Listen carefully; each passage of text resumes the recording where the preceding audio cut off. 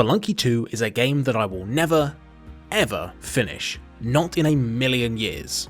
And statistically speaking, neither will you.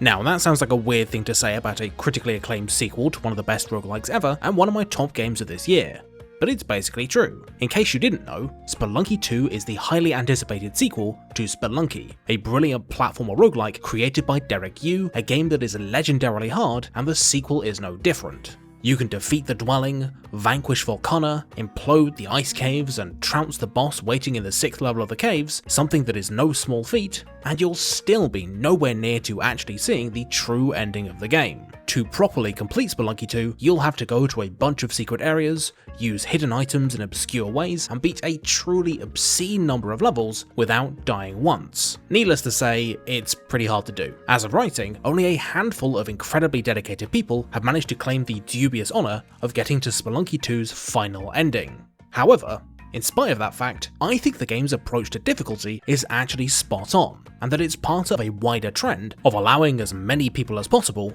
from experts to total noobs, to experience games as they were meant to be played. See, for the longest time, the difficulty of video games has been more or less completely out of the hands of the people playing them. This makes sense in theory. After all, it allows developers to personally calibrate the intended level of challenge for their game, allowing players to have the best possible experience. That said, in practice, things are a little bit more complicated. Because players are going to be coming into games with different levels of experience and wildly varying levels of skill, they run into the classic Goldilocks problem. For every player that thinks the difficulty curve is just right, there are going to be 2 more who think it's too easy or too hard. Through absolutely no fault of their own, it's impossible for developers to account for the playstyles, level of experience, and accessibility requirements of every single player that's going to pick up their game, which, unfortunately, leads to people getting less out of otherwise great games than they potentially could. I can't count the number of times I've locked myself into a game's normal difficulty only to realise that I really should have been playing on hard the whole time. Or, of course, the opposite scenario, but let's ignore that in favour of the one that makes me look good, yeah? So, what's the solution here? How can games make difficulty settings that are applicable to every single player? Simply put, they can't. What they can do, however, is offload some of that responsibility from the developers and onto the players, allowing them to customize their own experience and ensure the game is at the exact right level of challenge for them. I call this approach Granular Difficulty, because rather than having several discrete tiers of difficulty, games utilizing a more granular approach are instead filled with lots and lots of tiny decisions that can modulate the challenge of a game on the fly. This way of doing things has a variety of benefits, from giving players a much smoother transition into mastery, catering to multiple different playstyles at the same time, as well as creating legendary challenges worthy of only the most dedicated players, while still letting the rest of us plebs have a complete and satisfying experience, but I'll get back to that later. Spelunky does all this and more. The game is filled with different ways to either make the game easier or push yourself towards greater and greater challenges. One of the most obvious ways the game does this is through the shops. Spending treasure collected over the course of play can nab you extra health, helpful items, and restocks of your supply of ropes and bombs, but treasure is also your score at the end of the run. For new players who are just trying to progress as far as they can spend money to give themselves a much needed helping hand on their adventure, by buying a hover pack which helps with platforming or a shotgun which can obliterate most enemies, whilst experienced players are encouraged to spend as little as possible to maximise their score, or even become a shop robbing criminal, which spawns powerful shopkeeper enemies, making the game much harder. But Spelunky's approach to granular difficulty doesn't end there. Players of all skill levels are challenged to push their limits and accept extra risk bit by bit, slowly improving their skills at the game. For example, a ghost urn spawns in every level and will always contain a very valuable diamond, but when broken, they summon the insta-killing ghost. Valuable idols are guarded by devious traps, and pets can give you a precious hit point if you escort them to the end of the level, but have a nasty habit of wandering off and dying. If a new player wants to be cautious, they can safely ignore any urns, idols, or pets they come across, but if they want the extra cash to buy a big box of bombs or a safety net for when they're exploring a new area they're not familiar with, they're going to have to test their platforming and planning abilities either by outrunning the ghost, dodging traps, or safely transporting their new friend to the end of the level, learning valuable skills in the process. Xenoblade Chronicles uses this approach with its unique enemies. Dotted around every map, are some ultra hard boss monsters that are often way harder than the story ones at the same level. These guys serve as optional tests of mastery and deadly lessons for players who want to really test their skills. If you've yet to master the art of timing Shulk's Monado shield move to negate special abilities, then this big angry lizard Reckless Godwin will knock your entire team over and then make mincemeat of you while you can't fight back. This is a technique you won't really need until much later in the game, but for players who want that extra challenge right now, and the prestige of taking down the game's toughest challenges, they can fight these guys whenever they like, leaving newer players to tackle them when they feel ready, or just skip them completely and get on with the story. By nesting difficulty settings within games themselves, we can do away with traditional, clunky, easy and hard modes. Instead, developers can focus on making a single ideal difficulty curve that can be adjusted by players to suit their preferences. Many modern platformers engage with this idea already. Things like red rings in Sonic Generations, off the beaten path moons in Mario Odyssey, and hidden coins in the surprisingly good Yooka-Laylee sequel offer optional challenges for experts that reward them for finding secret areas or performing feats of platforming that new players can more or less ignore. For this reason, I found it's usually more effective to reward players who choose to make the game harder with prestige or the opportunity to play even harder levels, rather than power-ups and extra lives, as the only players likely to be going after these challenges are the very people who neither need nor want second chances or a helping hand. Celeste is probably my favourite recent example of this. The game is intentionally hard, but just completing the mandatory levels to see the ending is usually fairly manageable, because the game's checkpointing is incredibly generous, there are no lives, and respawning is almost instant. If you want to challenge yourself though, you can go off the beaten path to find strawberries, cassettes and crystal hearts, all of which unlock completely optional levels that really test your mastery of the advanced mechanics and the full extent of the level design possibilities. The great thing about Celeste's mini challenges is that they often lead to players of varying skill levels playing the exact same screen in totally different ways. Take this section of the Celestial Resort. Players not looking for strawberries have to contend with climbing up these surfaces which turn into evil gunk after you step on them, boosting over to nab the crystal, and then landing safely. Experts who want the strawberry, however, need to loop back on themselves and do the middle section twice, meaning they'll need to leave safe gaps in the floor to hop between their first time around, on top of completing the level the normal way, and unlocking a whole new layer of level design in the process. Speaking of layers, Spelunky 2 works much the same way, with players being able to choose exactly how much of a given level's challenge they want to engage with at any given time. Take the game's third world for example. World 3 is known as Olmec's Lair, home to the original boss of Spelunky 1, and your encounter with him is going to mean vastly different things depending on your skill level. For new players, simply getting to Olmec is a cause for celebration, even if you probably will get squished almost instantly, because he represents the game really taking its gloves off and acts as a long-term goal to set your sights on. For those who've worked out how to fight Olmec, namely luring him into a stomp attack so he smashes through the floor, they get to briefly feel like a champion until Olmec turns into a crazy, terrifying, bomb-spewing robot of death. Not only is this a great surprise for people who've played the first game, Olmec's second phase is a clear call for new players to beat a hasty retreat and go to the Tide Pool, a fairly beginner-friendly level based around water and enemies with long-ranged attacks. Choosing to stick with Olmec and fight his second phase, however, means you can blow up a path to the third level of his arena, which leads you to an alternate version of World 4, the Temple. Because getting to the temple requires beating Olmec's much harder second phase, more experienced players who do manage to reach it are rewarded with a throwback to the original game and a slightly harder level filled with more insta-kill traps, but also more cool rewards, such as Anubis' insta-kill wall-hacking scepter. But that's not all. Spoiler warning for secrets in Spelunky 2's World 3, skip here if you'd like to avoid them. If you're really good at the game, you can choose to fight Olmec's third phase, which is a mix of the two previous ones, ride him into the lava at the bottom of the level, and enter one of these hidden doors, granting you access to the Ankh, a super secret item that will resurrect you from death. Not only is this a great reward for fully mastering Olmec's lair, but players who manage to grab the Ankh are offered yet another granular choice. Use it as intended for a second chance, or spend its reviving powers to solve a hidden puzzle in both the Tide Pool and the Temple, unlocking even harder optional levels. What I like most about Olmec's arena is that it is literally organised into layers, with deeper levels being built with different types of player in mind. For new players, Olmec's first stage is a climactic battle and a test of your wits that marks the end of the game's introductory levels. Intermediate players need to expand upon their experience in order to choose which version of World 4 they want to go to, and experts can face Olmec's ultimate optional challenge in order to get a secret item. Over and over again, the game asks you just how much difficulty you want to take on at any given time, and makes no judgment of the player either way.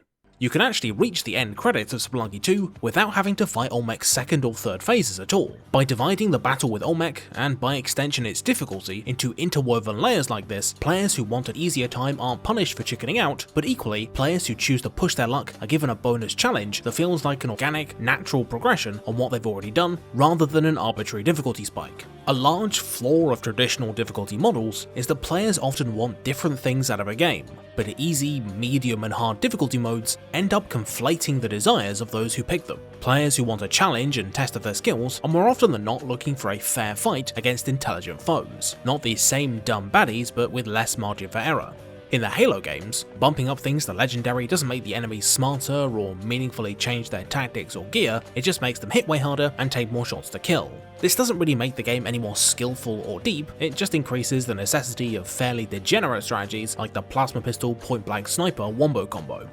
This is broadly fine for completionists who just like collecting achievements, but players looking for a worthy challenge are going to come away disappointed. Similarly, the types of players who pick easy or narrative mode might just want to experience the story, explore the world, or have a power fantasy with a minimal barrier to entry. This is fine until you consider that the intended experience of most games is predicated on some degree of tension and emotional stakes, something that is all but removed in lazily designed narrative modes, meaning only people looking for a big power trip are going to get what they actually came for. People who are new to games, or those who have disabilities, deserve to be able to play the same game as everyone else, not be forced to choose between an objectively inferior, borderline insulting experience and a level of difficulty that prevents them from playing at all. Granular difficulties, however, give players the opportunity to decide precisely how much challenge they want to deal with, and by extension, what kind of experience they want to have. Hades is a game that does exactly this, letting new players experience the complete narrative and also letting experts get their teeth stuck in without compromising on story or challenge for either. In Hades, you gain power between runs by throwing crystals at this big expensive mirror to level up various talents. Luckily, the game avoids repeating the mistakes of games like Rogue Legacy, which forces players to grind for ages just to have a chance at progressing, by front-loading all the most useful talents and making them available without needing to unlock them, allowing proficient players to get most of the way to full power in a couple of runs. The later, more expensive talents are focused on support-based and defensive upgrades like extra health or a better chance at rare boons, which give newbies the extra room for error they need to beat the final boss, which is where the real fun starts. Once you've beaten the final boss for the first time, you unlock the Pact of Punishment. More or less, it works like the Mirror of Night in reverse. Instead of making yourself tougher, you make the enemies and the world stronger the more you level it up, causing the game to become way harder. Those little dumb skull enemies that spawn in the first two worlds, well, they become way more dangerous when all enemies ignore the first few instances of damage, and sitting back slowly sniping enemies with the bow is impossible when you're on a strict timer. Did you think fighting Megara in Tartarus was too easy? Well, then have fun fighting all three Harpy sisters at once. Oh, I mean, wait, it's still pretty easy, but you know what I mean. For players who want a challenge, your first successful run of the game is, in essence, the end of the tutorial, and the Pact of Punishment represents the real progression system, even going so far as to undo your progress on the Mirror of Night at certain settings. But for players just wanting to see the story and reach the end credits, however, the Pact is entirely optional, allowing the two different kinds of players to exist in parallel to each other, each enjoying the game in their own way. Now, I promised I'd tell you why you wouldn't beat Spelunky 2 anytime soon, and its ultra-hard endgame works the exact same way, but it kinda turns everything up to 11. Despite a well-earned reputation for being tough, Spelunky 2 provides players of all skill levels and playstyles a bunch of opportunities to play the game their way, and end each run feeling as if they've accomplished something. Even if they're nowhere near good enough to actually beat the game, newer Spelunkers are given loads of smaller, more manageable goals, each of which feels like a journey to mastery all of their own. First and most obvious in this department is the Tunnel Lady, returning gender-flipped from Spelunky 1, who offers new players little mini-quests like bringing a particular item or amount of money to her so that she can build a shortcut to that floor. By focusing on these objectives instead of the bigger picture win, newer players can gradually chip away at the game without having to bash their face against the dwelling every single time. This is helped by a much greater variety of biomes and level features this time around for exploration-focused players to discover and challenge-focused players to jump right into, keeping things fresh as they slowly master areas that were once intimidating. Instead of running away from the quillback, players can try to kill him for some free bombs and health, they can try experimenting with idle traps like this lava one, and even start to explore riskier, longer term strategies like Kali altars. Spelunky 1's soft time limit of 2.5 minutes has even been boosted to 3 for the sequel, giving new players time to explore and fulfill those personal goals rather than being forced to rush blindly into oblivion. Sure, new or more casual players just trying to win as best they can will probably miss out on those chains of secret items and areas that lead to the cool hidden endings, but for players just looking to explore and gradually work their way towards a regular win, that stuff doesn't really matter. Instead, Spelunky 2 gives newer adventurers a constant breadcrumb trail of new discoveries and fun stories to keep them engaged as they gradually get to grips with the game's intricacies. As Derek Yu himself says in his book Spelunky, how do you convince a kid to take the training wheels off a bike? Simple. You don't actually need to, because bikes can be ridden faster and with more control once the training wheels are off. Once players have beaten the game, a whole new world of possibilities opens up to them as they realise now that just beating the end boss is by no means the end of Spelunky 2. Oh no. A massive series of item quests beginning with the Wadget Eye in the dwelling and ending with making a new friend in World 6 gives you an entirely new level to explore after beating the regular ending, complete with an entirely new end boss. But wait, there's more. How about doing all of that whilst also protecting a precious eggplant, obtainable by sacrificing a present to Kali and opening up a whole new set of secret objectives that you've also got to do on the way to the secret ending, unlocking yet another secret area. But wait, there's more! If you manage to do all of that, including managing to collect a bunch of items from the Moon and Sun trials, you can unlock the game's final and greatest challenge, something that I won't spoil, but let's just say it takes about 3 hours and a lot of patience to beat. Just when you think you've got the game figured out, Spelunky 2 opens up an entirely new tier of difficulty that completely recontextualizes your understanding of the game. For noobs just dipping their toe into World 2, this bow hidden in the Moon Trial is a helpful item that helps to recoup the $10,000 price of entry to the minigame. But for players looking to face the game's ultimate challenge, not only do they 100% need to grab the bow, they also need to bring it to the very end of the game, and that means utilizing an entirely new hidden mechanic that regular players might not even realize exists. Spelunky 2 allows you to keep upping the stakes until you're at a difficulty level that's manageable for you with almost limitless potential upward growth for those who want it, whilst letting people like me who are having a hard enough time with beating the normal ending reliably feel like they're still winners and like they're not missing out on the real experience, because theirs is equally important. And I think it's this that is the biggest strength of granular difficulty modes, allowing people to have their own experience of a game without being funneled into a particular approach or invalidating their playstyle. Summoning friends in Dark Souls to beat bosses makes the game substantially easier, but it doesn't make your triumph over its big scary bosses feel any less awesome. Speedrunning your way to Hyrule Castle for the thrill of fighting a fully powered up Ganon in Breath of the Wild is only possible because the game trusts players to know what they're doing and to have fun their own way. And using robots in Factorio to ignore the late game logistics or making inefficient spaghetti conveyor belts doesn't mean you've played the game wrong, so long as it was just as challenging and interesting for you as an expert would find a perfectly balanced Kovarax setup. Also, for those players who really need it, modes like Celeste's Assist mode or Hades' God mode are great too. That's because they allow disabled or brand new players to boost their chances and have an experience that's just as challenging as everyone else's. These modes aren't cheating unless you'd use them when you don't really need them. For those that do, these options allow players to experience games as they were meant to be played. Granular difficulty modes aren't universally applicable, but I think with some care and attention, they can make games more accessible for those who want to give them a go, while also allowing master gamers to face challenges truly worthy of their time and attention. And there's nowhere better to look for an example than Spelunky 2.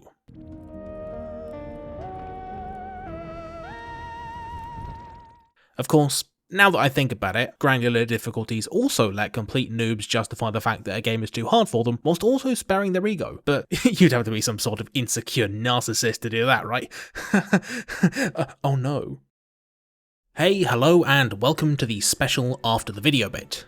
Wow, this is a long one, wasn't it? Whoa. Anyway, this is the part of each video where I go through and shout out a better YouTuber than myself, and also thank my super cool patrons. If you want a cool YouTuber to watch, you can't do much better than King K, undisputed monarch of lengthy Nintendo retrospectives, as well as some other great stuff. I'd personally recommend his Paper Mario videos in particular, they're some of his best work. Speaking of best stuff, if you'd like to join the illustrious list of my top tier patrons I read out in every video, consider giving me some money on Patreon, like these fine people on the scrolling list, and these people I'm about to name drop now. Alex Donach, Andrew Labrano, Asaran, Ashley Shade, Alsakav, Baxter Heel, Big Chess, Brian Notariani, Konstantin Punkt, Daniel Metjes, David Setzer, Dirk Jan Karambeld, Ekton, Edward Franklin Woods, Eugene Bulkin, Evie, Philip Magnus, Gazkul, George Sears, Gretar Hanneson, Jacob Dylan Riddle, Jesse Ryan, Joey Bruno, Jordan Gear, Joshua Binswanger, Janos Fakete, Kai Gillespie, Lee Berman, Lucas Slack, Lunar Eagle 1996, Mace Window 54, Max Filipov, Nate Graff, NWDD, Patrick Romberg, Philby the Bilby, Regal Regex, Ray's Dad, Samuel Vanderplatz, Sheldon Hearn, Simon Jacobson, Steve Riley, Stratager in Ultima, Wiritos, and Chow. Okay, thanks for watching. Now I've got to get to sleep because I'm recording this at like 1 AM. Yeah. Bye!